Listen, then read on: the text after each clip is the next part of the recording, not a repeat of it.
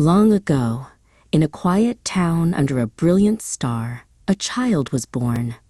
He did not come to a palace with golden gates or a cradle of silk. Instead, he arrived in a humble stable, wrapped in simple cloth. His mother, Mary, held him close as the world slept, unaware that the light of a new dawn had arrived in the softest of ways. As he grew, Yeshua lived a life of quiet simplicity. He worked with his hands, shaping wood and breathing in the scent of cedar and dust. He did not seek power or riches. He walked the dusty roads of his home, finding beauty in the lilies of the field and the birds of the air, teaching that the greatest treasures are those kept within the heart. Yeshua looked at the world differently than others did. While the crowds chased after the famous and the strong, he stopped for the broken and the forgotten. One afternoon he met Mara, a woman who had been cast aside by society. He did not look at her with judgment, but with a kindness that made her feel seen for the very first time. His message was a simple one, yet it shook the world. He spoke of a love that had no boundaries and a forgiveness that had no end. To show his friends what it meant to lead, he took a bowl of water and a towel. He knelt before his friend Levi and washed the dust from his feet, proving that to be great is to serve others. Not everyone understood his path. Some were afraid of his words, and others let their hearts grow cold. During a final meal with his closest companions, Yeshua shared bread and looked at his friend Jude.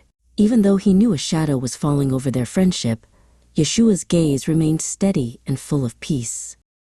In the quiet darkness of a garden, the world began to turn against him. Soldiers arrived with torches that flickered like angry stars.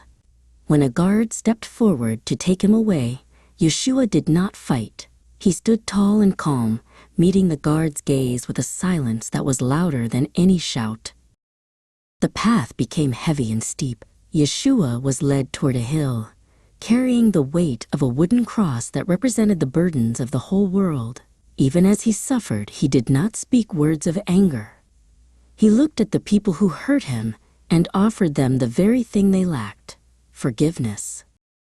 The world went dark, and a great silence fell over the land. Yeshua was placed in a tomb carved from cold stone, and a heavy rock was rolled across the entrance.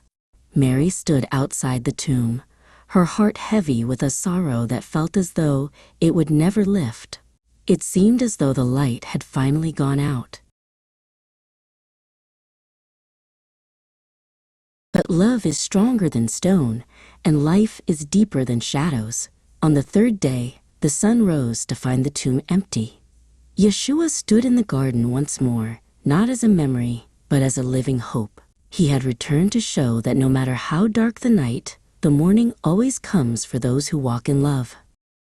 Yeshua taught us that love does not depend on how perfect we are or how much we own. It is a gift given freely to the broken, the small, and the brave.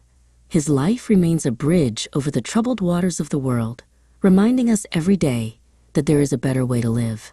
He chose love, even when the world chose hate.